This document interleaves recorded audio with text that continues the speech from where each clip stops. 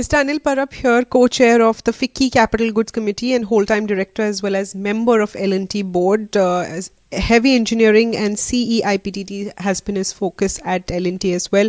So first off, from the position of your of one of the FICCI committee members, first off, your initial thoughts on budget 2026. It seems like less for the Aam Aadmi and more for corporate India overall. But tell us what you think about and what you make of budget 2026. What gives you that impression? I would say the budget, from my point of view, it is a continuity of the growth momentum what government had initiated, the fiscal discipline, and keeping inflation in the targeted area, which is good for the common man. Okay, I would say that with that, what I see different in this particular budget is more focus on manufacturing and the MSMEs. Okay, because I think there is a realization that in today's geopolitical situation with the trade wars, if you do not have a robust manufacturing structure and the sector, it is not going to be easy. And actually, if you notice, they have said strategic, indispensable part of the global supply chain. So I would say that that is the emphasis what I see in this particular budget. Like you mentioned, 7 strategic sectors which have been focused on. But to my mind, critical minerals, rare earth, shipbuilding, developing some of our ports.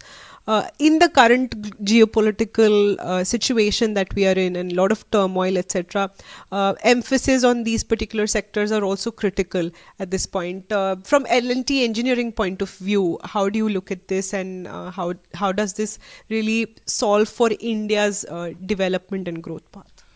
See, I think first and foremost you talked about rare earth minerals, and then you talked about ports and the roads, infrastructure, shipping. I would say that the first part, rare earth material, is very important. We have seen what has happened when China imposed the export control. Your entire ecosystem will come to a grinding halt. So that from that point of view, whatever steps government has taken are in the right direction, and we will have to see the details and how fast it can be implemented. The other side, what you talked about is the infrastructure, shipbuilding, the ports and roads. They are important for your competitiveness of overall sector for exporting as well as within the country. So from that point of view, there is a continuum. They have maintained capital expenditure 9% year-on-year growth. And considering that there is also a revival of private capex, I think these both together will give a good growth momentum. The 12 lakh capex, was that a surprise for you? What were your first few thoughts? No, I think I was happy because it's a continuity. And obviously, as you keep on having bigger and bigger outlay, expectation of everybody was double digit. From that point of view, 9%. But I think the calibration seemed to be the private capex also has picked up.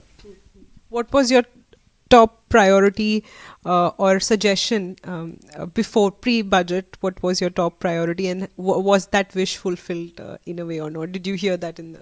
No, actually there are 2 or rather 3 things what I had given my inputs to several government bodies, industry association. I did not see those in this. Okay. One of that was basically for improving export competitiveness. Because in today's trade war kind of situation with a highly Bani world, export is like you're trying to swim against the tide. Okay, now unless you do something to strengthen the competitiveness towards exporting out of country, I think there is one good step. Just before this budget, the government inked the EU trade deal. Now more and more such deals will be required. And in terms of the working capital, in terms of ECGC insurance, packing credit, star exporter status benefits, I think I would have expected some more in that. There is one which I saw on the working capital, AEO status. In fact, the 15-day cycle is increased to 30 days. The second thing which I would have expected is the new technology of small modular reactor for the nuclear. I expected that being a new technology, obviously some support will be required in the initial phase. The way government had extended that support for renewables, LED lamps, I thought they will have at least for first few years viability gap funding, a green energy status whereby you can have the financing at attractive rates and bring down the GST slab on par with renewables, because there is a disadvantage of 9% over there. And the third is the enforcement of the contracts, the legal reform. The dispute resolution takes very long time.